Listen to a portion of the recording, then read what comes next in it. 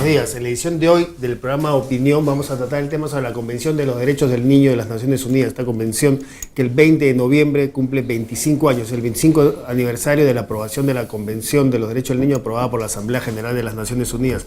Y el tema de hoy va a ser precisamente ese, la Convención de los Derechos del Niño, 25 años después, ¿cómo estamos? Y para responder esta pregunta y analizar los avances en materia del desarrollo de la infancia en estos 25 años de vigencia de la Convención y cuáles son los retos y los desafíos pendientes, vamos a conversar en primer lugar con Paul Martin, que es representante en el Perú de UNICEF, del Fondo de las Naciones Unidas para la Infancia, que está con nosotros ahora y le damos la bienvenida.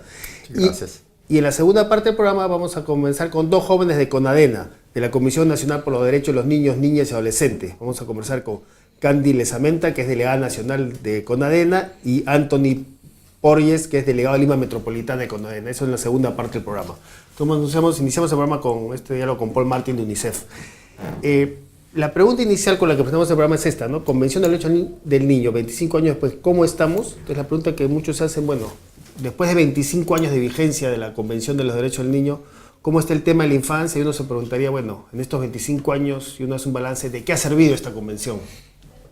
No, la pregunta es muy justa. Yo creo que yo soy historiador de afición y de formación. Yo creo que hay que recordarnos cómo era la situación antes de la convención. Antes de la convención, los niños y niñas no fueron considerados ciudadanos, no tenían reconocimiento de derechos humanos de los niños y niñas, fueron vistos incluso por muchos siglos como propiedad de sus padres. Y no había ningún compromiso universal para su bienestar. También había cuando la política pública, los políticos pensaban en la infancia, pensaban en los niños en situaciones excepcionales. Niños de la calle, niños en conflicto con la ley, niños abusados, y únicamente en esto. Y se olvidaron de la gran masa, la gran mayoría de niños y niñas que también tienen derechos, pero no están sufriendo en estas categorías, entonces no salieron a la vista. La convención cambió esto. La convención no es simplemente otra declaración de buenas intenciones, es un tratado de derechos humanos de las Naciones Unidas. Es también el tratado de derechos humanos más ampliamente ratificado en todo el mundo. Pero eso es decir que la Convención de los Niños tiene la misma validez como las convenciones de Ginebra sobre crímenes de guerra. Es de este nivel legalmente. Y obliga a los países firmantes, incluyendo Perú, de tomar ciertas acciones.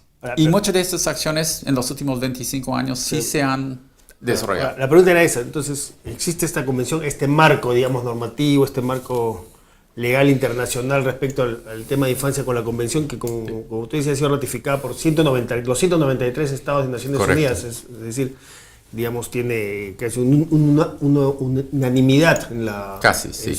Casi una unanimidad en el compromiso con esta convención. Pero los estados que están obligados, digamos, a cumplir con la convención, ¿cómo se expresa esto en la realidad? Entonces, efectivamente, los estados que la han firmado están cumpliendo, claro, obviamente, acá no se puede hacer una generalización, ¿no?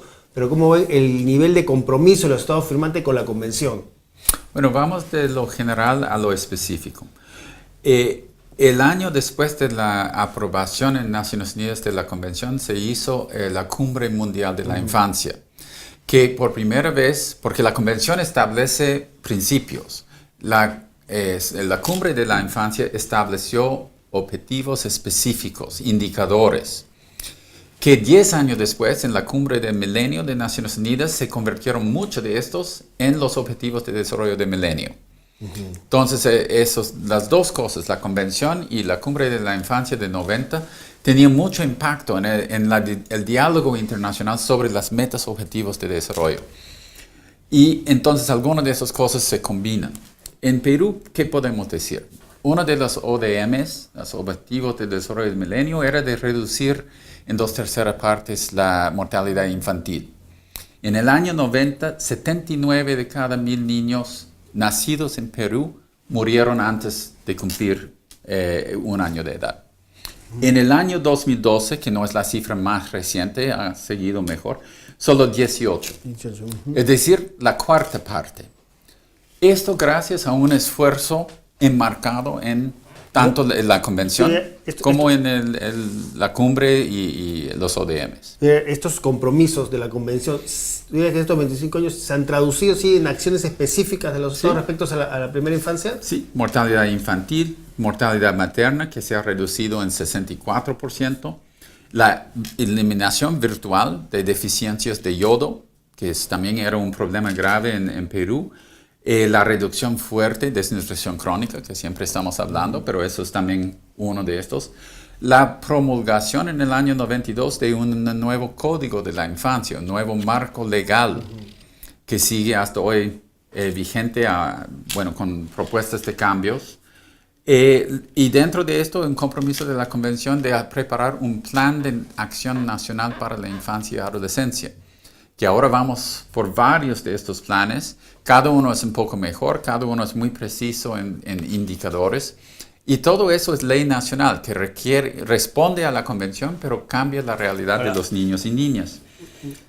Entonces, dirías que hay con la entrada en vigencia de la convención, el año 1989, ¿se puede hablar de un antes y un después en las políticas públicas generales para la primera infancia? ¿O eso es una exageración?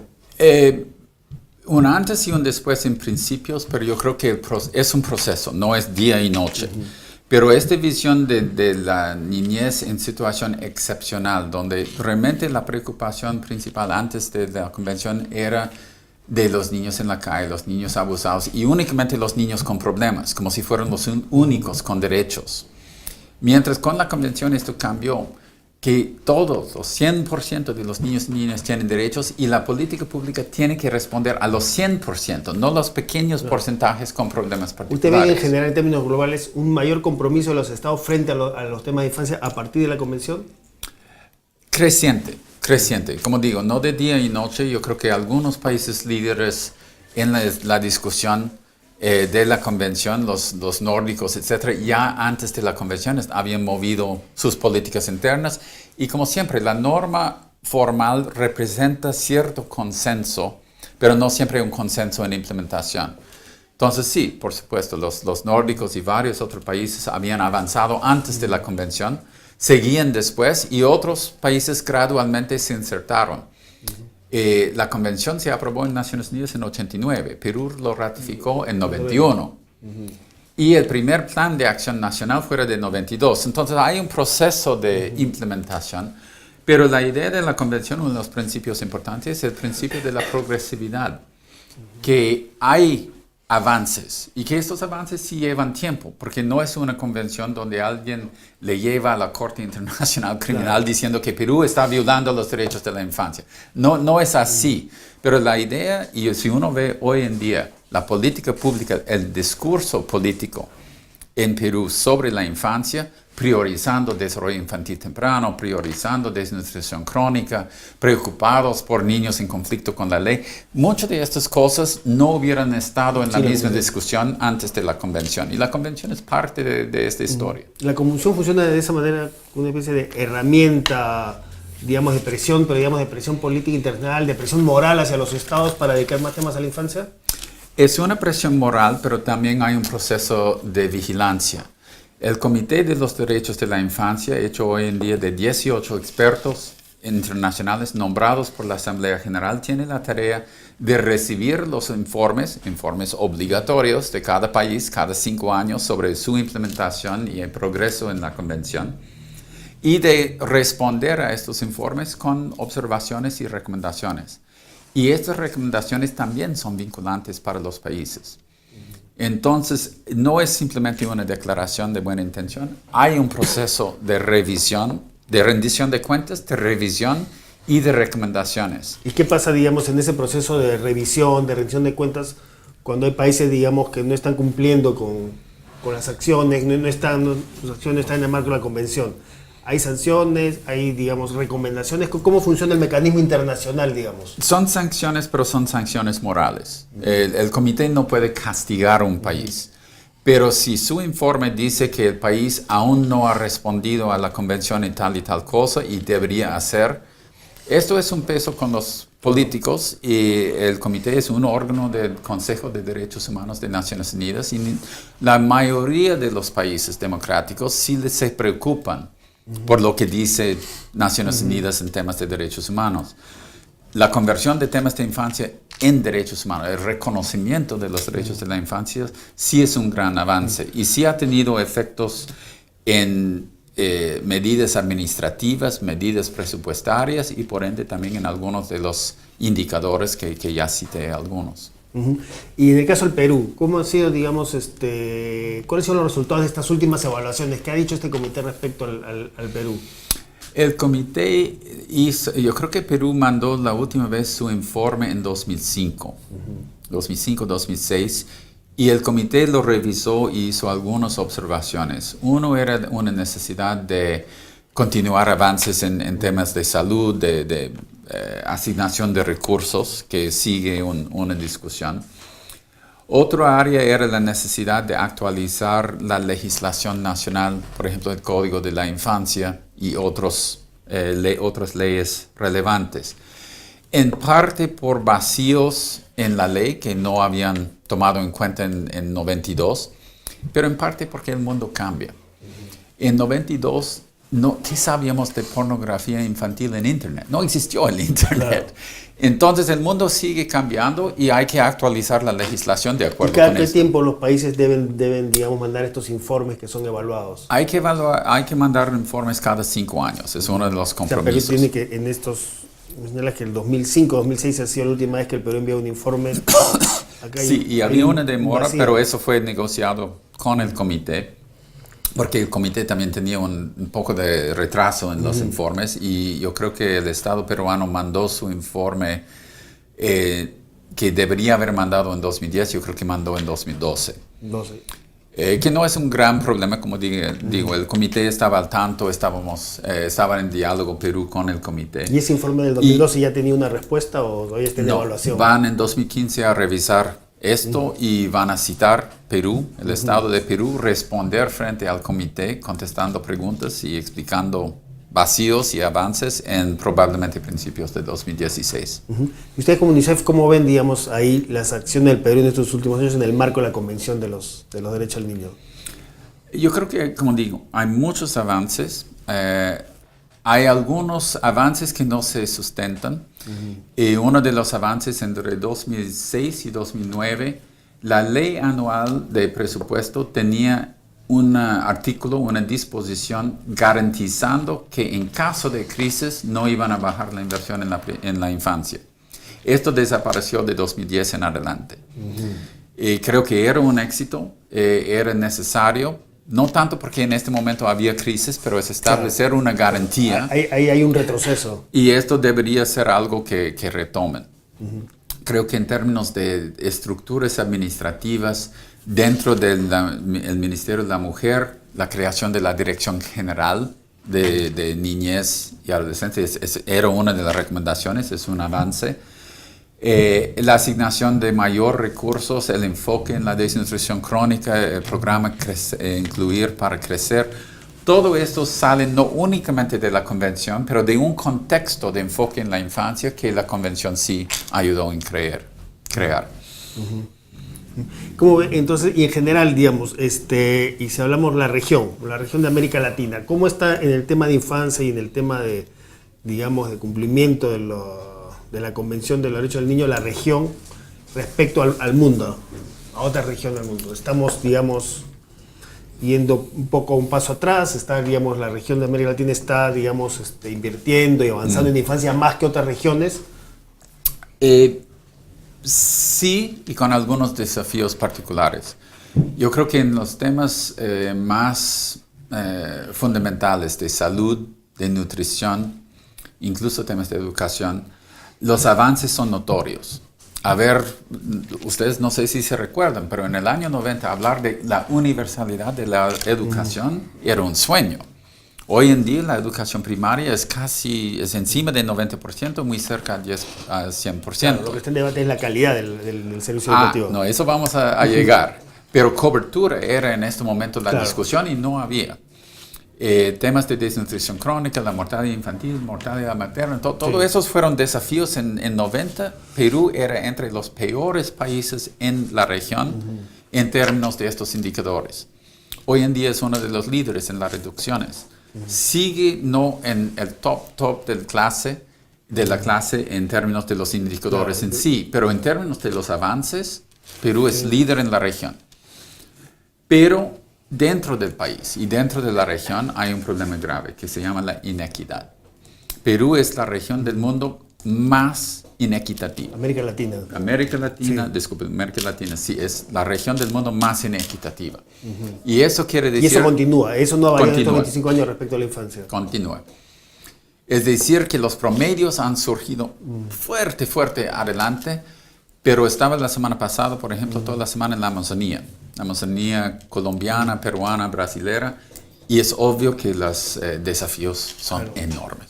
Es un problema porque cuando vemos que efectivamente analizamos estos indicadores, estos promedios nacionales del Perú y otros países de la región, vemos que efectivamente se ha avanzado, en algunos casos ya se están cumpliendo, se han cumplido su objetivo del milenio, pero si desagregamos eso por regiones, vemos que hay regiones del Perú y regiones de otros países de América Latina que están muy atrás, ¿no? Entonces a veces esos promedios nacionales pueden engañar respecto a qué tan, digamos, puede dar una falsa imagen de que estamos avanzando más. De lo bueno, que tú me has escuchado avanzando antes, y digo, si pongo esta mano en un balde de agua fría y esto en un mano en un balde de agua hirviente, en promedio estoy bien. Claro. Pero los extremos duelen. Claro. Si uno piensa que eso es buen promedio, les invito a probar. Y en estos 25 años, ¿cómo ha marchado este tema de cerrar algo esa brecha, de reducir esa inequidad? ¿Se ha avanzado en reducir la inequidad? Hay algunos progresos, aún hay muchos desafíos. En el año 90, la población rural tenía indicadores, en toda la región andina por lo menos, 2 veces peor que el promedio nacional. Es decir, si morían en este momento 40 niños por cada 1000 a nivel nacional, en la población rural fue de 80. Pero en la población indígena en este entonces fue de 160. Fue 4 veces peor en general que los promedios nacionales. Hoy en día lo que notamos en la sierra en particular es que la brecha entre los indígenas y lo rural se ha cerrado. Y se ha mejorado un poco la brecha entre rural y urbano y promedio. Eso no es cierto en la Amazonía. En la Amazonía sigue siendo mucho peor todos los indicadores de la niñez en todos los países, por ejemplo, que tengan parte de la Amazonía. Digamos que la Amazonía, entonces, las comunidades indígenas en la Amazonía es la región en general, la Amazonía peruana y la Amazonía de la región, donde se puede decir que peor está la situación de la infancia. Más generalizada la parte peor, pero hay distritos en la sierra también con 80% de desnutrición crónica, pero los promedios en la sierra ahora se han mejorado hacia el promedio nacional. Los promedios en la selva siguen siendo muy preocupantes. Y para terminar, antes de pasar al corte, ¿y ven acciones, algo así en el caso del Perú, para avanzar en cerrar estas brechas? ¿Cómo ven cómo estamos yendo en el camino de ir cerrando esas brechas? Yo creo que hay avances, pero nuevamente desafíos. Yo creo que el programa PIAS de las plataformas móviles en buques de la Marina de Guerra en los ríos Napo es muy interesante, pero eso no llega ni a toda la Amazonía, ni con una presencia permanente o suficientemente permanente para atender a los niños o madres en emergencias. El problema en la Amazonía es un problema de falta de presencia de Estado, que está en construcción, pero para mientras hay que hacer un proceso las palabras de moda en desarrollo son innovación e inclusión. Lo que tenemos que hacer es una innovación para la inclusión en la Amazonía, que va a ser un modelo diferente que en la sierra o en la costa. Bien, nosotros vamos a ir a un corte y después del corte regresamos ya también para hablar de cuáles son los desafíos para avanzar en mejorar la situación de la infancia. Con Paul Martín nos hablará de los avances de los últimos 25 años, pero qué hacer para mejorar la actual situación de la infancia, porque a pesar de estos avances, por ejemplo, en la región en América Latina todavía tenemos casi 7 millones de niños con desnutrición crónica, en el Perú son 500.000 de niños menores de 5 años los que tienen desnutrición crónica, y en el mundo todavía, según unos datos que hemos recogido, todavía alrededor de 17.000 niños menores de 5 años mueren cada día por causas evitables, ¿no? Entonces vamos a conversar con Paul Martín de UNICEF cuáles son los desafíos para seguir avanzando y para avanzar en mejorar esta situación de la infancia, eso después del corte. Vamos a un corte y regresamos. Y les recordamos que también nos pueden enviar sus preguntas, comentarios a través del chat. No, esto solamente así.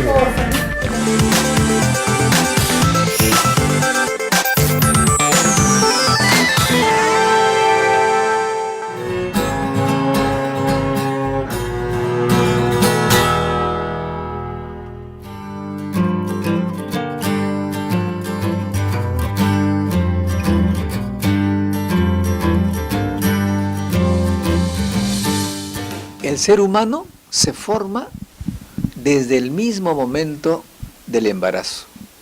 De modo que la persona dentro del vientre de la madre recibe experiencias que son cruciales para su desarrollo futuro. Y una vez nacido, el entorno en el que se desarrolla es también muy importante para lo que será su cerebro, su cuerpo, su salud, su manera de ser incluso en el futuro. Por esa razón, la inversión que se haga en la niñez será fundamentalmente la razón por la cual en el futuro una sociedad será rica, pobre, con violencia. Es decir, la sociedad del futuro es una expresión, es una consecuencia de lo que hemos hecho con la niñez.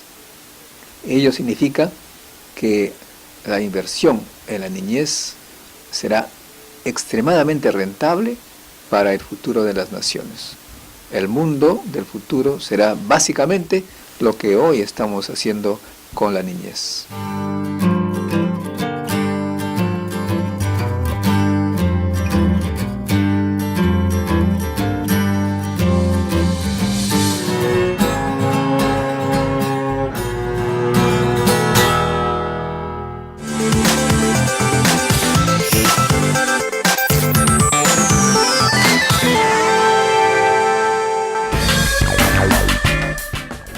Bien, volvemos con Paul Martin, representante en el Perú de UNICEF, el Fondo de las Naciones Unidas para la Infancia, para seguir conversando sobre la Convención de los Derechos del Niño. Conversamos en el primer bloque un poco cuál era la situación de los derechos de la infancia en el Perú, en América Latina y en el mundo, y los avances que se han dado en estos últimos 25 años de vigencia de la Convención de los Derechos del Niño. Pasemos a conversar ahora, Paul, sobre cuáles son los retos y los desafíos pendientes, ¿no? Señalaba que habíamos avanzado efectivamente en reducir significativamente temas como mortalidad infantil y desnutrición crónica infantil, ¿no? Señalaba que por ejemplo, la mortalidad infantil en el mundo se ha reducido en términos porcentuales más o menos a la mitad, ¿no? De 90 por cada 1000 nacidos vivos a 46, o sea, la mitad. Sin embargo, según los datos, en el mundo todavía cada día, diariamente mueren 17.000 niños antes de cumplir 5 años y por causas que se podrían evitar. Y en un tema como desnutrición crónica, un dato en América Latina, a pesar de los avances que han habido en estos últimos 25 años, todavía hay casi 7 millones de niños menores de 5 años que tienen desnutrición. En el Perú es más o menos un poco más de 500.000, alrededor de 500.000. Entonces, ¿qué hacer? ¿Qué está faltando para avanzar más y para terminar con estos problemas como la mortalidad por causas evitables y la desnutrición crónica? Bueno, yo creo que, como hablamos en el primer bloque, el tema de muerte infantil. Cuando yo entré en UNICEF en el año 84, el director ejecutivo de UNICEF, Jim Grant, siempre hablaba de 35.000 niños muriendo por día. Bueno, estamos hablando de 17. Entonces el mundo sí se va mejorando y yo creo que la convención ha ayudado. No ha sido el único factor, pero ha ayudado mucho. Creo que hay también nuevos problemas, entonces hay que tomar esto en cuenta. Tema, como dije antes, pornografía infantil no existió cuando se inventó la convención. Otros problemas siguen como problemas, pero los síntomas han cambiado. Estuve en Purímac en 2012 y el director regional de salud me dijo que habían tenido 0 muertes maternas en el año 2011, pero había un repunte en 2012. En los primeros 6 meses había, creo que dijo, 8 muertes maternas. El problema es el igual, las causas fueron diferentes. 6 de los 8 fueron suicidios de madres adolescentes. Entonces, el hecho de muerte materna siguió o repuntó, pero la causa fue muy diferente. Entonces, yo creo que hay que tomar en cuenta todas estas cosas. Como dije, la convención es un instrumento para ir mejorando progresivamente. No puede cambiar de día en noche la realidad. El hecho de que hoy en día estamos hablando del tamaño de la inversión social en Perú es en parte gracias a la convención. El hecho de que un MIDIS, que tiene 5 ejes y ahora recién celebró su semana de inclusión social, 3 de los 5 ejes están en la infancia. Todo eso es porque la convención creó una conciencia entre la clase política de la necesidad, la obligación de responder a estos derechos. Y ahora no se ve esto como antes de que, bueno, yo soy bueno porque yo lo hago. No, es una obligación. Los derechos exigen cosas a los adultos y eso es algo, sí es progresivo, pero sí es algo real que ha cambiado. ¿Tú crees que progresivamente, Caño, digamos, los estados toman mayor conciencia de esa obligación de invertir en la infancia? Sí, yo creo que sí. Proteger esto es un desafío. En Perú, como en todos los países, va a haber un cambio de administración. El tema de desnutrición crónica, el compromiso de reducir la desnutrición crónica vino del gobierno pasado, continuó en este gobierno actual, va a continuar en un próximo gobierno, en 2016. Y si eso es en duda, ¿qué podemos hacer para sensibilizar a los políticos, todos los postulantes a la presidencia, de la necesidad de continuar? Porque eso no es hacerlo porque es una política de un gobierno, es hacerlo porque es una obligación bajo la Convención de los Derechos de la Infancia. Y esa obligación, diría que es ahí la convención, digamos, si viene un próximo gobierno, etcétera, digamos, y frente a un posible retroceso en términos de políticas para infancia, la convención en ese caso tiene un peso simbólico para, digamos, presionar a que se continúen con estas políticas o se profundicen, se mejoren. Yo ¿Es un diría peso que simbólico de la convención? es simbólico, sí, pero es más que simbólico. También es una presión política, porque esos son compromisos formales, obligatorios ahora en el sistema internacional. Cualquier gobierno va a tener que responder a la opinión pública, la opinión y las valoraciones de Naciones Unidas, de este Comité de la Infancia. Yo creo que nadie va a querer caer mal. ¿Cuánto compromiso? ¿Con cuáles programas? Eso va a ser la discusión de política pública y es una discusión nacional, porque hay varias formas en que uno puede abarcar los derechos. Una pregunta que hay siempre, estamos revisando estos datos, ¿no? Que mortalidad y desnutrición en los crónica infantil en los últimos 25 años se redució más o menos a la mitad. O sea, la cantidad de niños que mueren por causas evitables en el mundo es la mitad de lo que morían antes. El nivel de nutrición también se redució más o menos a la mitad, ¿no?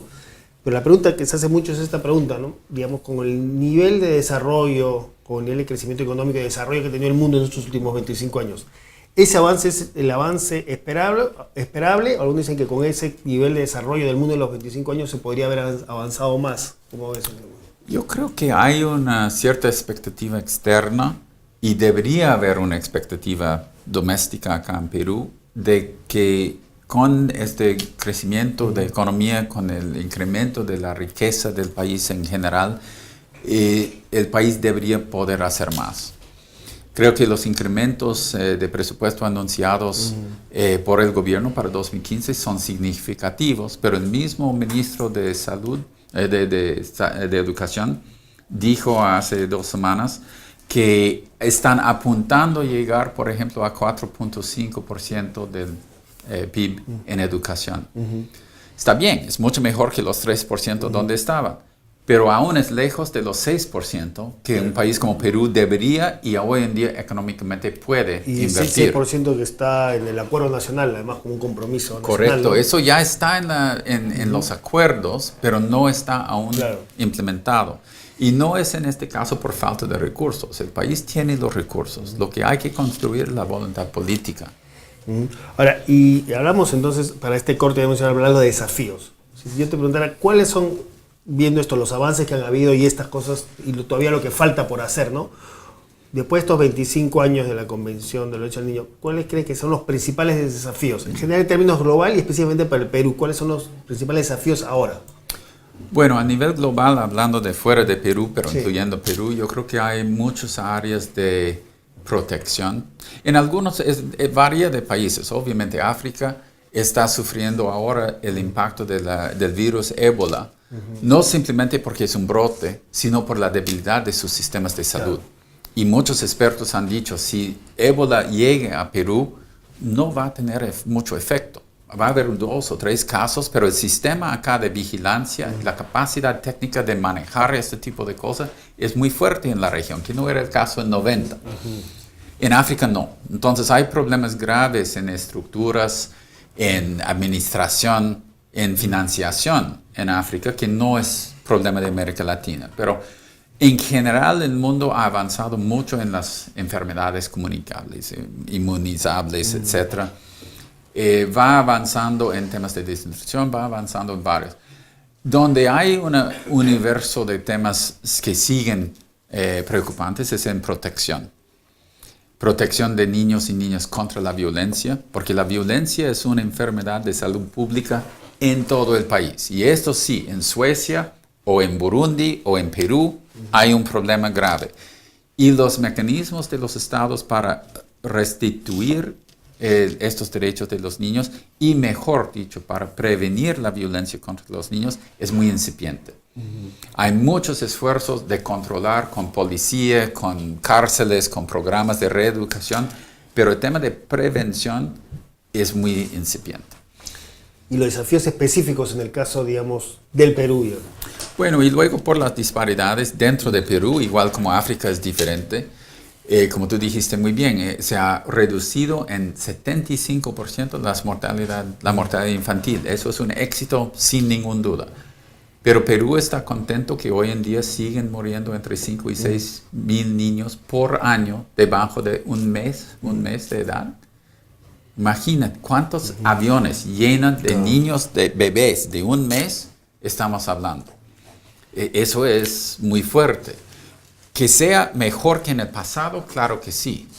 Pero con la reducción de la mortalidad en otras edades, esto sigue como un nudo duro que necesita una respuesta. Y está el tema todavía de la desnutrición crónica en 500.000 y en anemia 1.000.000, y con un problema de que en los últimos 2 años, 3 años hay una curva ascendente de la anemia infantil en el país, ¿no? Sí, anemia es una cosa porque no está vinculado solamente con falta de recursos, sino con las elecciones de cuáles comidas van a comer. Y por ende es también creciente, incluso más creciente en áreas urbanas, donde la causa no es falta de comida, sino la elección de comida chatarra. ¿Dirías que reducir este tema de mortalidad neonatal en niños de un mes por causas evitables, como tú dices, están entre 5.000 y 6.000 al año, reducir hasta con la meta, digamos, de nutrición cero, el tema de la nutrición crónica infantil en el país, y reducir las brechas sociales son podríamos decir, los 3 principales desafíos del país? El tema de los 3 principales no, pero son entre los principales. Yo creo que también... ¿Qué otros desafíos se suman? El problema tanto en esto como en los otros, el gran desafío del país es el tema de inequidad. Y esto no tiene respuesta fácil, porque tiene varias aristas. Parte va por dispersión geográfica. ¿Cómo garantizar a un niño viviendo a 2 semanas en Cayuco, con peque, en la selva, que va a tener acceso ya mañana a servicios de salud adecuados? No existe la infraestructura. Entonces, eso da inequidad que se base parte en dispersión geográfica. Pero también hay elementos de discriminación. Es muy fácil para los políticos, e incluso los economistas, decir, mira, la Amazonía es solo 3% de la población del país. Si llegamos al 97%, hemos hecho nuestra tarea. Pero eso no es la visión de derechos. Derechos por necesidad son 100%. Si no son 100%, no son derechos, son privilegios. Entonces, incluso en desnutrición crónica, donde hay muchos avances, casi la 1/5 parte de los niños de Perú siguen desnutridos. Si tú tienes 5 niños y uno es desnutrido, ¿eres buen papá o no? Entonces, eso es la perspectiva que hay que siempre ver, no por ser negativos, pero hay que siempre ver el vacío, medio vacío, y cómo llenar el vaso. Exacto. Tú dirías que el Perú tiene los recursos, tanto económicos como, digamos, institucionales, para avanzar más de lo que se ha avanzado, por ejemplo, como para llegar a metas como desnutrición cero y terminar con esta mortalidad infantil, neonatal, por causas evitables que mencionabas. Digamos, el Perú está en condiciones de alcanzar esas metas y avanzar más de lo que ya se ha avanzado. Y esto yo creo que sí, y el tema es el tema de cómo combatir la exclusión basado en discriminación. Eso requiere otro tipo de conciencia política del país. Somos todos iguales, todos tenemos derecho a las mismas oportunidades. No necesariamente a todo, no es repartir los recursos con todos iguales, pero por lo menos un niño nacido en la selva debería tener la misma posibilidad de llegar a la universidad y a una carrera profesional como en cualquier otro país, en cualquier otra parte del país. Uno se preguntaría, aquí es una de las preguntas que me da el chat, y de ahí paso también a las preguntas que nos dan quienes nos están viendo. Bueno, ¿y qué hacer para avanzar? Perú tiene los recursos económicos, tiene la capacidad institucional para avanzar más de lo que se ha avanzado. Bueno, ¿qué hacer? ¿Qué es lo que está faltando hacer para avanzar más? Bueno, ¿cómo cambias una sociedad? Mucho pasa por educación, pero no educación ni solo en términos de cobertura, ni solo en términos de calidad, sino por contenidos. Cómo construir una ciudadanía que entiende y está comprometido con la igualdad de oportunidades para todos. Eso requiere una participación infantil, que los temas de protección y de participación en el presupuesto alcanzan apenas o ni alcanzan 1% de todo el presupuesto. Si el país está invirtiendo en servicios, pero no en la construcción de ciudadanía, va a seguir un problema, porque hay que construir un nuevo consenso social, un nuevo pacto social, donde todos, políticos, comerciantes, todos se comprometen con el tema de la equidad en el país. Esto es 500 años de padrones, incluso desde antes en Europa. Padrones más empujando o enfatizando élites que manejan y vigilan en forma paternalista a los otros. Eso no va a ser fácil de cambiar y no es solo Perú sufriendo de esto, pero yo creo que pensar en cuáles son las formas de cambiar y construir un consenso nacional de que todos los niños deberían tener oportunidad de vivir, de protección, de desarrollarse, podrían ser ciudadanos de un país unificado y orgulloso de todos sus niños y niñas. Realmente en el chat nos están llegando comentarios y una de esas preguntas era esa, iba en ese sentido, ¿no? De Jorge, que dice, y pregunta eso, ¿qué falta por hacer del Perú para que se cumplan los derechos de los niños, ¿no? César, la misma línea, decía, opino que no se habla mucho y realmente aún no se tiene conciencia de la importancia de la inversión en la infancia en nuestro país. Lamentablemente, ¿qué opinan estos dos? Es la pregunta, ¿no? ¿Qué falta por hacer en el Perú? Y la perspectiva, algunos que ven que todavía no hay la conciencia suficiente sobre la importancia de invertir en la primera infancia. Yo creo que hay cosas específicas que uno puede apuntar a reducir la mortalidad neonatal. Mejorar la prevención de VIH-Sida, formalizar un poco mejor los temas de protección.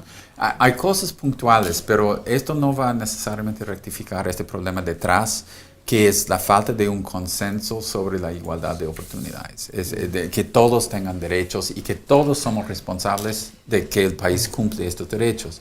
Y donde esto se mide mucho es en el tema de presupuesto. Es cierto, la inversión en la infancia es una medida de cómo van los compromisos. Y el hecho de que hoy en día no es la gran mayoría del presupuesto para los niños, son otras cosas priorizadas, y que dentro de la parte para las niñez, mucho viene de fondos que se asignan cada año. Y no vienen de los fondos de inversión, en su mayoría. 2/3 partes de los gastos en la infancia no son de inversión. Es decir, que son vistos como gasto recurrente, no como una inversión en la infancia, y por ende no están garantizados los recursos. ¿Por qué no destinar un porcentaje fijo de las regalías del canon a la infancia? Y otros países han hecho cosas así. Brasil tiene un fondo que maneja los recursos del Estado provenientes de los extractivos. Hay muchos modelos, no es el único, pero hay muchos modelos, pero lo que falta aún creo es suficiente conciencia de la importancia para el futuro del país. Claro, que esa conciencia se traduzca en los presupuestos del país, ¿no? Presupuestos siempre son símbolos reales del compromiso. Puede haber mucho también retórica, pero en los números uno ve claramente. Que se haya incrementado mucho, claro que sí. Cada año está incrementando el gasto social y el gasto orientado a la infancia. Que sea suficiente, aún probablemente no. Dice que para que la prioridad del discurso, digamos, sea real, esa prioridad tiene que expresarse en los presupuestos, ¿no? Y la prioridad de las políticas, ¿no? Sí. Ahora, hay antes de terminar, una última pregunta también de un comentario de Carla que ha escrito y dice, porque hablamos de la necesidad de defender los derechos de los niños, y la pregunta que Carla pretende es sobre, bueno, ¿en qué medida los propios niños solamente conocen sus derechos, ¿no? Carla pregunta, ¿los niños del Perú conocen sus derechos? Creo que ese es el principal problema. Si no conocen sus derechos, ¿qué pueden reclamar? El problema es este. ¿Qué tanto, bueno, luego del programa vamos a hablar precisamente también con representantes adolescentes para qué tanto conocen, qué tan te atrevo a hacer esta pregunta también a los que siguen. Claro. Es claro que los niños y niñas deberían conocer sus derechos, no únicamente para reclamar, pero para respetar a sí mismo y para crecer como adultos que van a respetar los derechos de los niños después. La participación infantil es un tema muy importante, pero obviamente varía. ¿Cómo debería participar un niño o niña de 2 años, o de 5, o de 9, o de 12, o de 16? Todos pueden participar, pero en formas muy diferentes. Pero es importante desde los 2 años o menos de construir esta conciencia de los derechos, porque cuando yo estoy consciente de mis derechos, estoy más sensible a los derechos de los otros. Y eso es parte de esta construcción de una sociedad más justa. Un problema, una falencia de estos 25 años de la convención, por lo menos en el caso del Perú, es la falta de difusión de esta convención. Por ejemplo, no se difunde en las escuelas. Sí, no diría falta, pero diría que no debería haber más, que no es suficiente. Y eso tiene desafíos en las escuelas, por ejemplo, ¿no? Si recuerdas que en muchas de estas comunidades indígenas, las alfabetas, el lenguaje no fue escrito, no existió alfabeta. Entonces, solo con educación intercultural bilingüe, uno empezó a crear un vocabulario, una escritura de un idioma. ¿Cómo compartes la información sobre el código si no hay ni lengua escrita? Esto va avanzando. Que haya sido suficiente o no es un juicio político, pero que hay posibilidad de hacer más, claramente sí. Una última para terminar la entrevista con esto. Como UNICEF de alguna manera es, digamos, el responsable dentro del sistema de Naciones Unidas de garantizar el cumplimiento de la Convención de los Derechos del Niño, ¿no? Tengo entendido. Digamos, de hecho, no, y eso es uno de mis lemas de siempre. UNICEF no es el responsable de los derechos de la infancia de Perú. Ustedes, los peruanos, son los responsables. Pero frente al tema nosotros tenemos un rol de ayudar. Tiene un rol de supervisar el cumplimiento. Tenemos un rol de ofrecer, de vigilar cumplimiento y de ofrecer asistencia técnica para ayudar a Perú a cumplir. Pero siempre es asesoría y uno puede o no aceptar la asesoría. En ese sentido, mi pregunta iba a eso, ¿no? Como UNICEF. Y brevemente, en pocas palabras, pues, ¿cuál es la reflexión a estos 25 años de la Convención? Yo creo que es uno de los avances en derechos humanos más grandes en las últimas décadas, porque por primera vez se reconoció derechos humanos de lo que probablemente a nivel global, en este entonces del 90, era casi la mitad de la raza humana que no tenía formalmente reconocidos sus derechos. Y de golpe, con la Convención, se estableció en un consenso internacional derechos. Lograr el cumplimiento de estos derechos sigue y va a seguir por décadas más siendo un desafío. Pero el hecho de haber establecido esto como el estándar de oro internacional es muy importante y ahora yo creo que todos los países, incluyendo Perú, están en marcha de cumplir con estos derechos. No todos aún, pero ojalá que este gobierno, el próximo gobierno y los gobiernos que siguen van a mantenerse firmes en esta dirección. Bien, muchas gracias, Paul. A usted, muchas gracias. Fue este diálogo con Paul Martin, representante en el Perú de UNICEF, hablando sobre la Convención de los Derechos del Niño. Vamos a un corte y en la segunda parte del programa vamos ahora a entrevistar precisamente a 2 jóvenes, a 2 adolescentes, representantes de CONADENA, de la Comisión Nacional por los Derechos de los Niños, Niñas y Adolescentes, para conversar con ellos sobre este tema de la Convención de los Derechos del Niño y tener pues la opinión de los directamente, digamos, involucrados en esta convención, ¿no? De los niños, de los adolescentes, cómo ven ellos lo que ocurrió en estos 25 años de vigencia de la Convención, ¿qué opinan ellos de la Convención de los Derechos del Niño? Entonces, vamos a un corte y regresamos.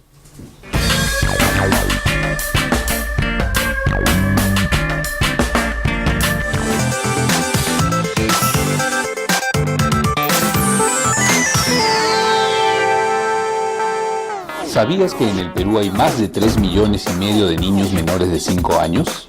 ¿Sabes cuántos de ellos están desnutridos? ¿Cuántos reciben educación inicial? ¿Cuántos viven en hogares sin luz ni agua potable? ¿Cuánto de presupuesto se asigna para solucionar estos problemas? ¿Y sabes cuánto se ejecuta? Esta información y muchos otros datos relevantes están en el Infobarómetro de la Primera Infancia, una herramienta virtual que muestra estadísticas con rostro humano a nivel nacional, regional, provincial y distrital. ¿Quiénes son? ¿Cuántos son? ¿Dónde están? ¿Qué hacer? Ingresa al Infobarómetro de la Primera Infancia para conocer la realidad de los niños y niñas de 0 a 5 años de nuestro país, para tomar decisiones acertadas, para apoyar, para demandar y vigilar que se cumplan los compromisos. Infobarómetro de la primera infancia.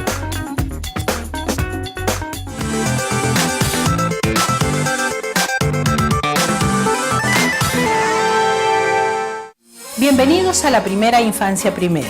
En Salgalú TV Online, nuestra preocupación son los niños y niñas, especialmente los de la primera infancia, porque ellos son el presente y futuro de nuestro país, porque ellos representan nuestra mayor creación, nuestra mejor expresión de amor. Los esperamos todos los lunes con invitados especiales, quienes nos hablarán de cómo atender mejor a nuestros niños y niñas. Los comentarios y orientaciones profesionales nos servirán para aplicarlos en casa, la escuela y en nuestra propia comunidad, ayudando así a tener un país más justo y solidario. Participe vía chat con sus comentarios. Los esperamos todos los lunes en la primera infancia primero, aquí en su canal Salgalú TV Online. Comunicación que nos acerca.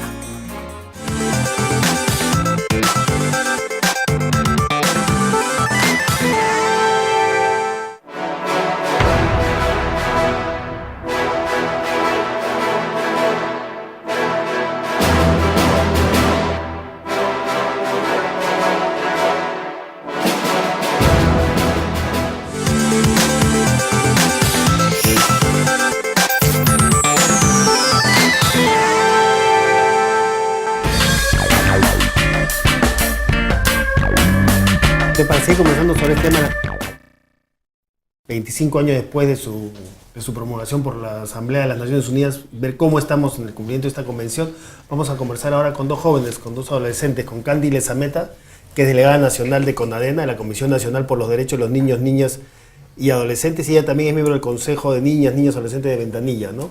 Y vamos a hablar también con Anthony Porges, ¿no?, que es delegado de Lima Metropolitana de CONADENA y también miembro del Consejo Consultivo de Niñas, Niños y Adolescentes de Caraballo. Entonces le damos la bienvenida a los dos.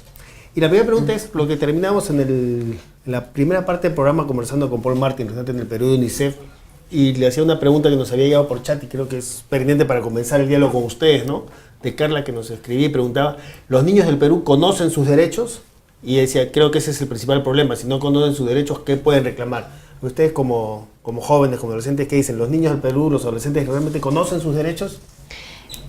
No muchos, o sea, el problema está en que muchos niños no conocen sus derechos y tiene razón Carla y es una muy buena opinión de ella porque eso es lo que sucede, por eso es lo que no podemos nosotros a veces acceder a esa facultad porque no hay una información que le diga a los niños, que les llegue a los niños para que ellos puedan hacerlo. Ellos piensan que están, o sea, que son como lo usan como tipo de objetos, por decirlo así, aún en la sociedad, porque no los tratan como sujeto de opinión y derechos, o sea, creen que no los tienen, y por ellos se sienten inferiorizados a los adultos, y siempre es que ellos no dicen, no, es que yo puedo hacerlo, sino que se bajan y dicen, no, es que yo no puedo ser, o que no, me privan de muchas cosas, o que no puedo, y ese es el problema, no se sabe. Sí, nosotros los chicos que participamos en ese tipo de ONGs y todo lo que concluye, sí sabemos porque manejamos los temas y sabemos de lo que estamos apoyando como comisión, pero falta una difusión. Tú dirías que la mayoría no lo sabe. ¿Y por qué? Porque la Convención del Derecho del Niño, que cumple 25 años este 20 de noviembre, uno de los mandatos de la Comisión es precisamente también su divulgación, ¿no? Su divulgación y precisamente que los niños, los adolescentes, los jóvenes conozcan sus derechos. ¿Cómo ven ustedes esto de la Convención? La Convención de los Derechos del Niño, ¿cómo la ven ustedes? ¿La conocen los adolescentes? ¿Los jóvenes conocen la Convención? ¿No la conocen? ¿Ustedes creen que esta ha sido suficientemente divulgada? Por ejemplo, ¿en las escuelas les enseñan esto? Yo creo que el 20 de noviembre de 1989 se marcó una nueva era. Dicen que cada historia tiene un final y cada final tiene una nueva historia. Y creo que a partir de esa fecha se abre una era donde nosotros, los niños, niñas, adolescentes, formamos nos ven ya como parte de una sociedad y digamos que podemos ya participar activamente incidiendo en nuestros derechos. Si bien es cierto, una de las mayores problemáticas, como decía Carla, es que nosotros, algunos, no conocemos bien lo que son nuestros derechos. Y como decía, ¿cómo vamos a reclamar algo que desconocemos? Es algo ilógico, ¿no? Pero la convención, esta convención de estos 25 años, ¿ha tenido la divulgación suficiente? Por ejemplo, usted en el colegio, en la escuela, les enseñan a los niños, adolescentes, el contenido de la convención, los derechos que incluye la convención para los niños, ¿se divulgan en los colegios? ¿Que conocen la convención o no la conocen? No, no la conocen, la mayoría no la conocen. O sea, no es como que sea un plan de trabajo para que los profesores enseñen a los niños, no está incluido. Incluso como anécdota, el año pasado un grupo de amigas de Conadena fueron a entrevistar en un parque de Miraflores a las personas a ver sobre el tema, si sabían sobre la convención, los 24 años que cumplí el año pasado. Y la gente decía, ¿qué es la convención? O sea, no sé nada. La gente decía, no, pero es que no existe. Algunos decían, no existe, no, mentira. O sea, y mis amigas tenían que explicarle a las personas que la convención es como un tratado que está a nivel internacional y empezar a explicarle y la gente, mira, qué bien, pero de eso no se trata, sino que la gente conozca, y eso es lo que falta, una difusión. Y más que eso, es que las personas sepan y asuman el cargo, si ejecutan eso o no. Y eso es lo que nosotros queremos. Sobre ese tema de qué hacer, ¿no? ¿Qué ven ustedes de qué se va a hacer precisamente para que se difunda más la convención? Quería poner aquí, precisamente nos escribe Luis, ¿no? Que está siguiendo el programa y dice, y les pregunto a ustedes, una pregunta directa, dice, ustedes como adolescentes, ¿cómo creen que debería llegar la información a los niños y niñas sobre este tema? ¿Cuál es la mejor manera, como debería llegar esta información que tú me dices ahora no está llegando, ¿no?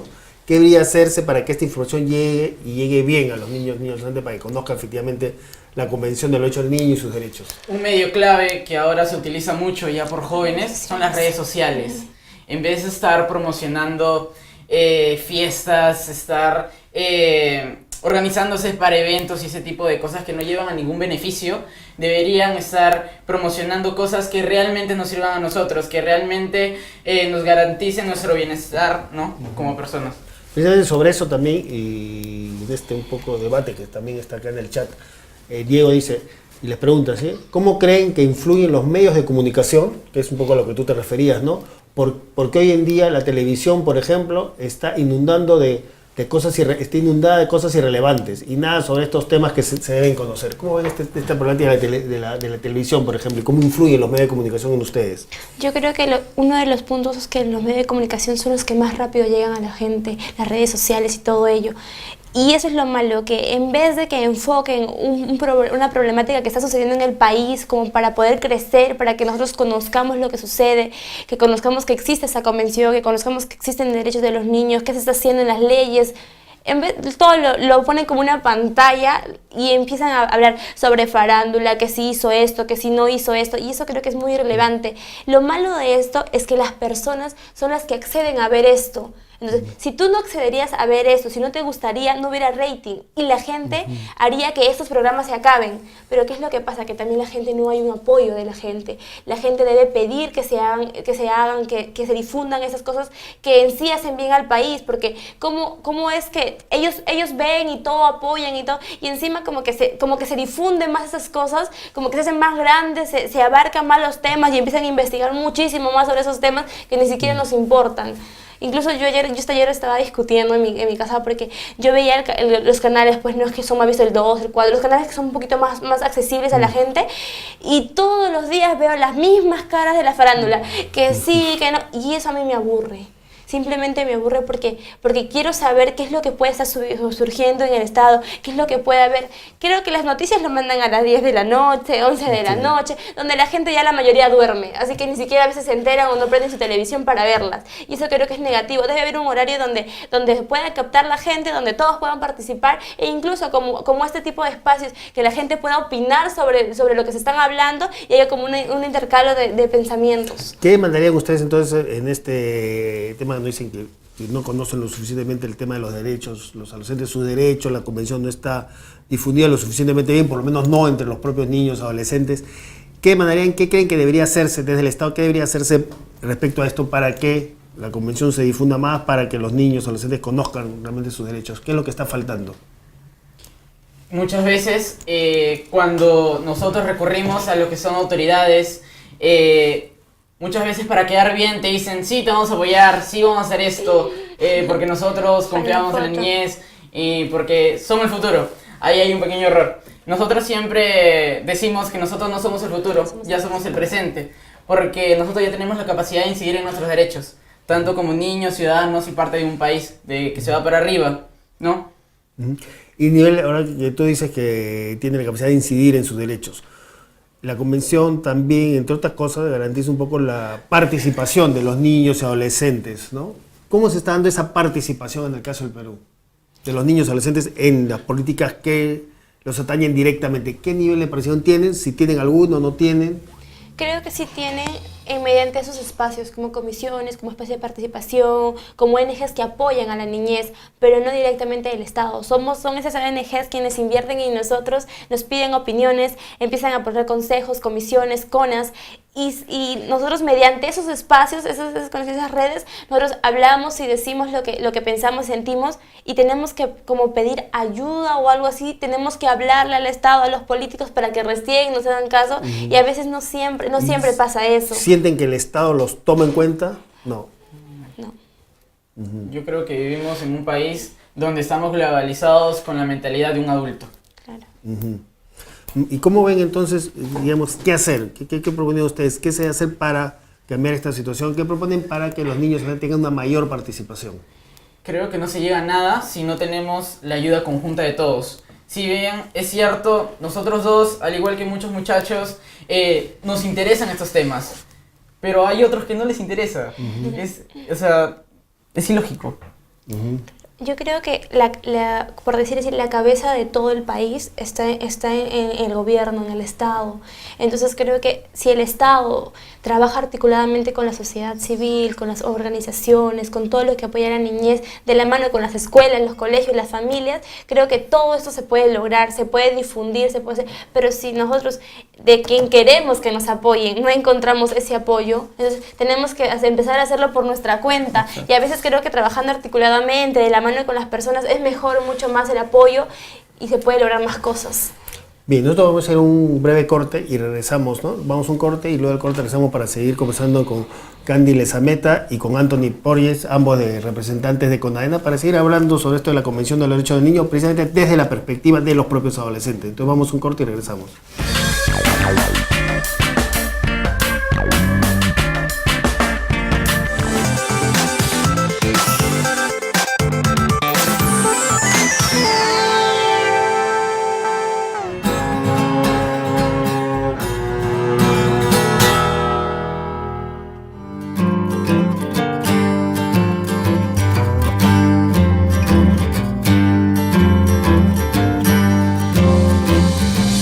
Me parece que un minuto es muy poco, demasiado poco para dedicárselo a la primera infancia. La primera infancia es primordial en la vida de quien será mañana un hombre o será mañana una mujer. Para ellos nosotros tenemos que dedicarle mucho más tiempo. Tiene que ser un esfuerzo sumado desde todos los sectores para que ellos alcancen el rendimiento que tienen que ofrecernos cuando sean adultos. La primera infancia es el paso más importante que comienzan a dar los niños. Es por eso que entonces luchemos por ellos, trabajemos por ellos, pensemos en ellos, no nos olvidemos. Todas las promesas que sean para ellos, porque creemos que es la única solución, que si todos sumamos, el resultado va a ser positivo. Y si es positivo, será el país quien gane. Son los niños, el privilegio que tiene este mundo, y son a ellos los que tenemos que dedicar nuestros mejores esfuerzos. En esa primera infancia está el mañana de todos nosotros.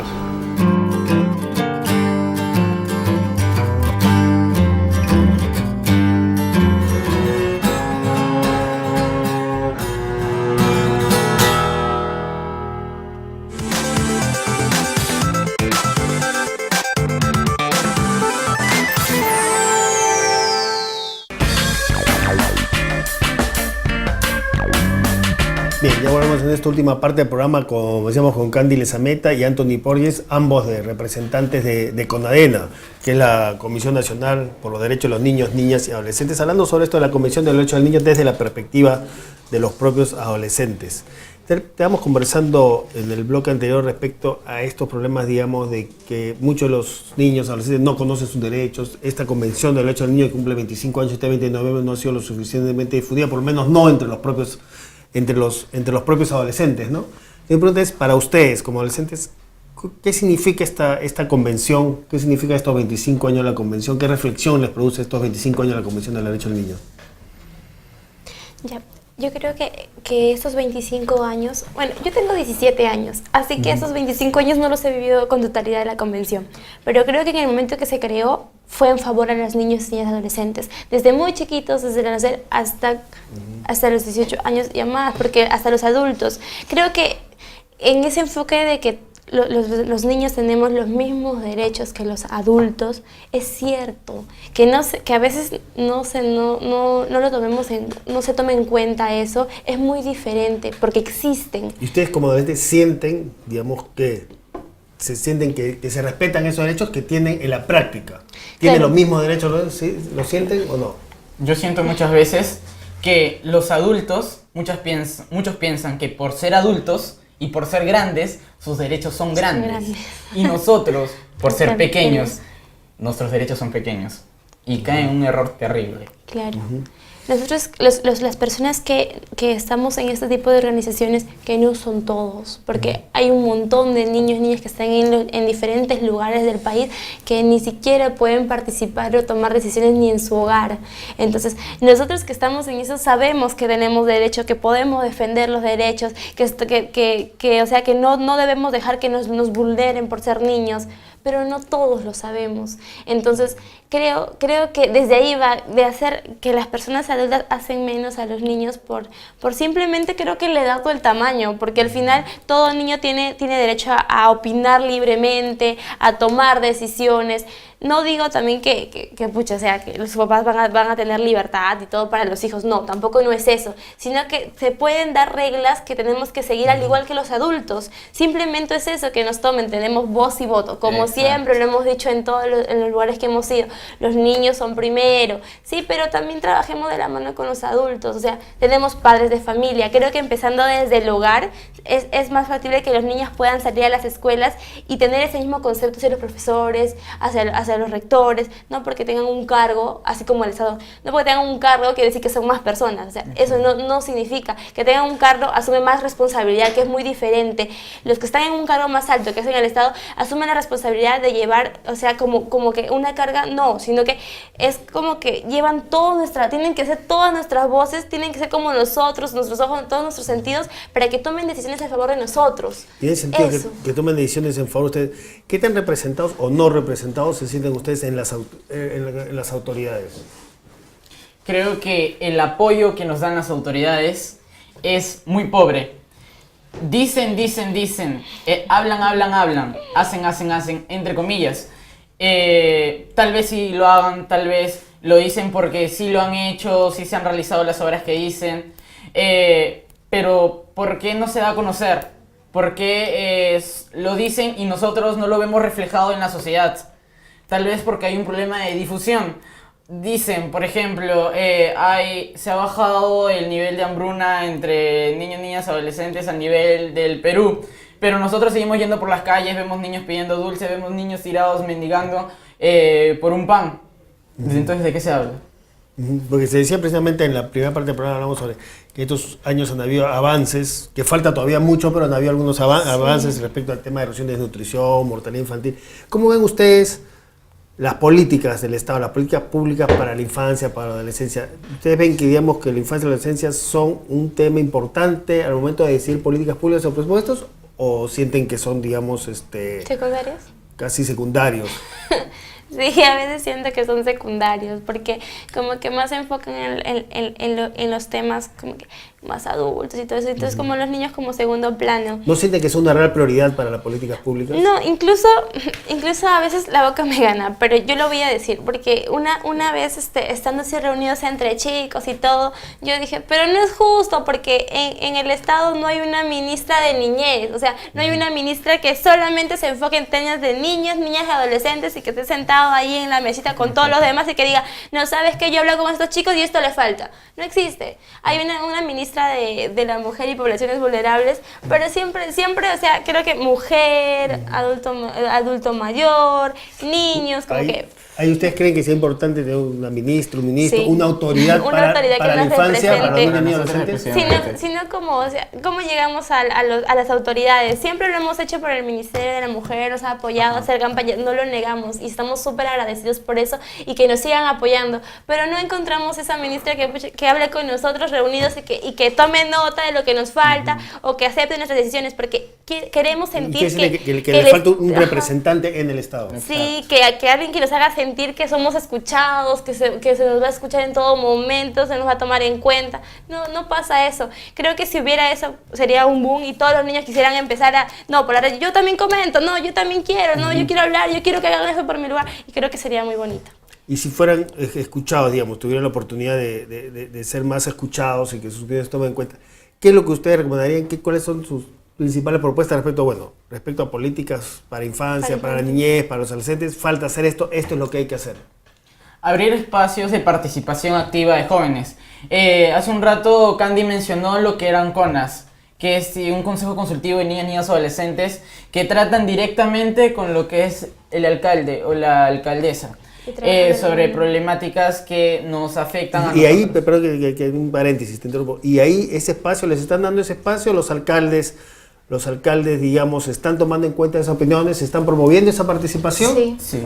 Se están empezando a hacer los consejos consultivos, se están armando en diferentes lugares del Perú y se están tomando en cuenta las opiniones de los niños en los mismos municipios, en las por lo menos, municipalidades. usted diría que en los municipios se está comenzando ya a dar una mayor participación a los niños, adolescentes. Sí.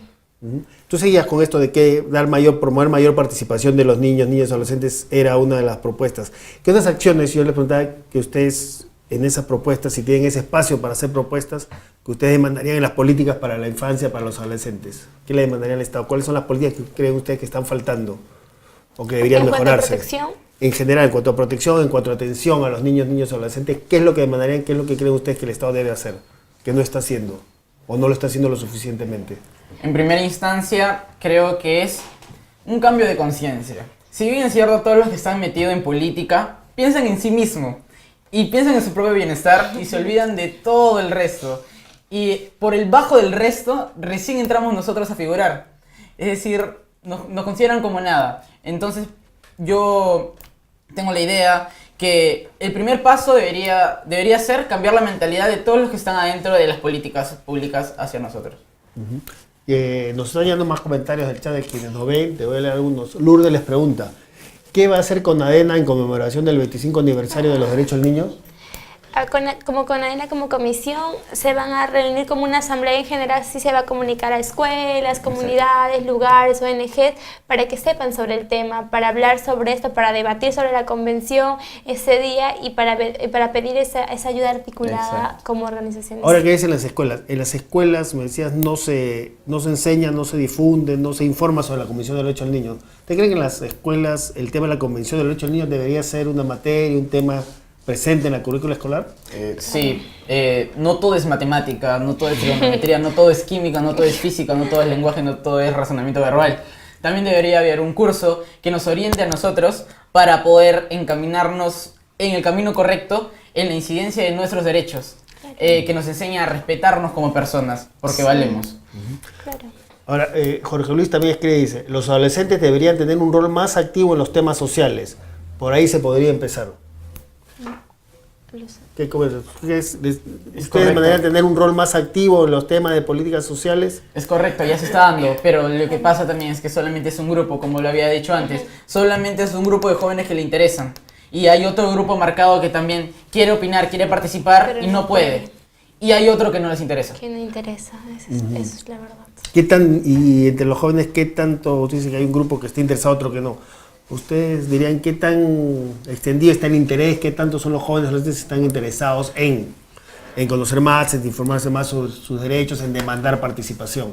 ¿Dirían que son una minoría No, yo creo que todo niño quiere ser escuchado, quiere ser respetado como persona, quiere que le tomen en cuenta. Entonces, creo que si supieran algo un poquito más de esto que existe ahora, dirían, entonces, ¿por qué me he aguantado todos mis 15 años, mis 17 años que yo tengo, o 5 añitos que yo tengo? O sea, pero empezando desde muy chiquitos. Creo que si es que las escuelas se inculca este tema, como usted dice, de la convención y sobre los derechos, pero que no sea solamente de un día, de una hora y que acabó la clase, o sea, claro, que sea temas que se informen, que participen en foros que se hacen, existen muchos foros que se hacen, campañas que existen, que se hablan de temas sobre derechos, o sea, creo que si se articulan todo eso, se va a difundir muchísimo más y va a haber mucho más interés, porque ahorita, como no se sabe, no hay mucho interés de los chicos. Existen chicos, como dice, que no participan, pero que quieren hablar, que quieren difundir, como estas personitas que están opinando con nosotros y nos están dando sus opiniones, y miren, es como que una red que se va agrandando más y más, y que nos están apoyando en ese tipo de temas. Y eso es lo que nosotros queremos que se articulen. ¿Y cómo sienten ustedes, para ir terminando esta entrevista, en estos últimos años? ¿Ustedes sienten que estamos en un proceso de que se está avanzando en el nivel, digamos, por un lado de respeto a los derechos de los niños y adolescentes? ¿Usted ven que hay un proceso de avance, en el nivel de mayores espacios de participación para ustedes? ¿Ven avances, no ven avances? ¿Cómo ven la situación? Se avanza, pero lento, porque los adultos muchas veces no nos ayudan, pero se avanza. Sí o sea, yo creo que sí hay un avance, y creo que para empezar, para seguir así como vamos ahora, creo que si empezamos a difundir esto, a hablar más, a concientizar, se va a hacer mucho más y se van a lograr cosas mucho más grandes adelante. Pero sí se está avanzando, hay espacios que se están conformando, hay muchas ONGs que se están interesando en la niñez, que siempre están ahí presentes para pedir nuestra opinión, y existe todo esto. Entonces creo que si estos espacios son más conocidos, eso es lo que falta, la difusión, siempre difundan. Eso es lo que está faltando ahorita.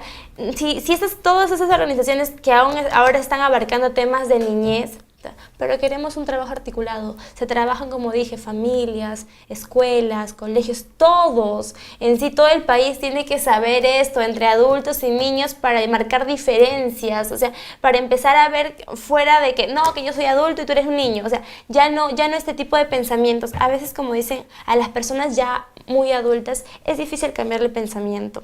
Se puede decir que sí, puede ser cierto, pero no es malo intentarlo. No es malo decir, ¿sabes qué? Esto está pasando, esto existe, y puede haber cambios muchísimo. Se está avanzando, hay políticas, se va a celebrar ese 20 de noviembre, los 25 años de la convención, y ojalá que toda la gente que esté viendo y que la gente que se esté interesando en estos temas se unan a las campañas que van a haber en diferentes ONGs, porque como con ADENA vamos a hacer nuestra difusión de este tema, como UNICEF van a hacer su difusión del tema. Creo que todas las ONGs que se interesan en los 25 años lo van a hacer, participen, entérense, sean parte de este cambio, porque si nosotros no somos, ¿quiénes más?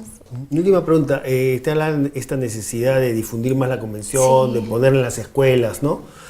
¿Y cómo ven cuando si hay estas demandas, por experiencia propia y por experiencia de compañeros ustedes, digamos, qué receptividad hay, por ejemplo, los maestros o no, en hablar de estos temas, en difundir temas de los derechos del niño, en tratar los temas de la convención, cuando, digamos, si hay una demanda de los chicos hacia su maestro de tratar estos temas, ¿qué receptividad hay? ¿Ustedes ven apertura ahí?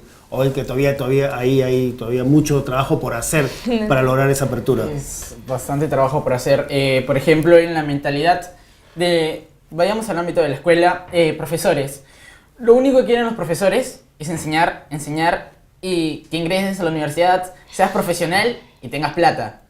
Al pensar así, nos formamos en un mundo materialista y nos olvidamos de que nosotros somos humanos, tenemos sentimientos y valemos porque tenemos derechos, ¿no? Y eso creo que es lo que se está perdiendo hoy en día. ¿Quería decir algo? Claro, más que como que apertura, creo que espero que los maestros en su preparación también, para que nos den a nosotros esa enseñanza, sepan estos temas. Porque si los maestros no saben ni siquiera estos temas. Sí, tú dirías por tu experiencia como y la de compañeros que los maestros tampoco conocen bien estos temas. Usted sale en la calle, No pregunta se y no sabe. va a saber. Claro, no lo sabemos. Mientras no se den en los colegios esto y que los maestros demuestren que saben, es difícil saberlo, porque yo no soy una persona adulta que sé qué currículum llevan los maestros, como que eso no podría decirte en sí, pero sí sé que se deben llevar estos temas, que esos temas deben estar incluidos en temas esenciales donde los niños, y si es posible los primeros temas que hay en el colegio, o sea, los primeros temas que siempre se tienen que inculcar para que los niños desde muy chiquitos se formen con la mentalidad de que tienen derechos, de que pueden opinar, de que no son objetos, son sujetos, que son al igual que los adultos parte de esa sociedad. Solamente lo que les diferencia es un DNI amarillito con uno azul. Eso es lo único que diferencia, porque al final son los papás los que pueden sí hacer muchas cosas, son los que velan por nosotros y agradecemos siempre eso, pero son también los que deben inculcar a los niños, deben decir lo que somos y respetarnos como somos. Para terminar, nos llega también un mensaje acá nos escriben de Conadena. De Conadena nos dicen, felicitaciones chicos, y dicen, invitar a todos los peruanos y peruanas a un momento de reflexión este 20 de noviembre. Cada quien en su salón de clase, en su oficina, en su patio de trabajo, todas y todos a reflexionar y celebrar los derechos de los niños, ¿no? Solo 10 minutos. Es un mensaje de Conadena. Para terminar, una reflexión final de cada uno de ustedes sobre este tema de la Convención del Derecho del Niño, de estos 25 años, del tema de los derechos que tienen de los derechos de los adolescentes y de cómo, y del tratamiento de estos derechos que se le da desde la sociedad y desde el Estado en las políticas públicas. Una reflexión final de cada uno. Yo creo que cada joven hoy en día lo que busca es ser feliz. Ser feliz yo lo puedo considerar como un derecho, al igual que el soñar. Y si vamos de la mano con los adultos y los adultos van de la mano con nosotros, creo que vamos a poder desarrollar un Perú del tamaño de nuestros sueños, del tamaño de nuestros ideales. Como lo dije hace un rato, que caemos muchas veces los adultos en el error de decir ustedes son el futuro, pero creo que ya no somos el futuro, somos el presente, porque ya estamos forjando, porque tenemos voz y voto para incidir en nuestros derechos, tanto como niños, ciudadanos, parte de un Perú que creo que con el apoyo de todos vamos a ser partícipes del nuevo cambio y hacer de esta era, de esta nueva historia, mucho más agradable para nosotros los jóvenes. ¿Tú, Candy, una reflexión final? Como reflexión yo daría que se unan, que lo que esté sucediendo esos 25 años, que traten de ser parte de esto, que este 20 de noviembre yo los invito a que sean parte, como dice, a esos 10 minutos, son 10 minutos que se van a informar, que van a concientizarse con estos temas. Los niños, al igual que los adultos, somos parte de esta sociedad. Tenemos todos los derechos que hay, al igual que ustedes, al igual que todo adulto. Yo creo que no por ser niño te sientas menos, porque no es así. Simplemente que ahorita hay pensamientos que hay que cambiar, sí, pero que se puede hacer de la mano de todos. Trabajemos todos articulados. El Estado, la familia, la escuela, los niños, todos trabajemos para que eso se pueda lograr. Y que se conozca simplemente, que se conozca, que se difunda y que haya interés. Existen espacios de participación donde todos los niños podemos participar y dar nuestros votos. Usemos las redes sociales y los medios de comunicación para poder lograr esto, no necesitas estar cara a cara con la persona. Si tienes un medio de comunicación que puedes, busca, infórmate y sé parte de nosotros y dinos lo que piensas, lo que sientes y qué podemos hacer para ti y qué podemos decir, porque nosotros tenemos la facilidad de poder llegar a los políticos, a las personas a veces en una mesa, a las ONGs. Habla, coméntalos, siempre busca Conadena. Conadena es una comisión nacional abierta a todas las regiones del Perú. Conéctate, di lo que sientes, están los CONAS, únete, o sea, que se informe la gente, empieza por ti forjando. No solamente digas existe una convención, sino ejecuta tus derechos, siéntete parte de ellos y sé feliz.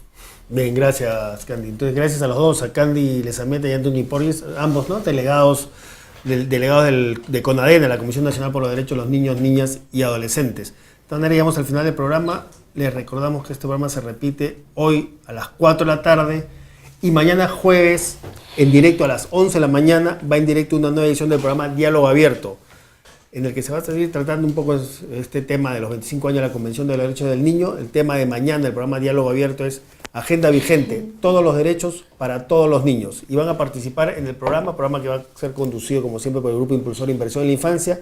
Van a participar como invitados en el programa Juan Aguilar, que es exsecretario de Estado de Seguridad Alimentaria y Nutrición de Guatemala y que también ha sido representante de UNICEF en el Perú. Emilio García Méndez, experto en derechos de la infancia y presidente de la Fundación Sur de Argentina. Y Vital Didonet, que es asesor para asuntos legislativos de la Red Nacional de Primera Infancia de Brasil. Los tres van a participar como invitados en el programa de Diálogo Abierto. No se olvide, mañana el programa de Diálogo Abierto en directo a las 11 de la mañana. Entonces, con el programa Opinión será hasta el próximo miércoles en directo a las 11 de la mañana.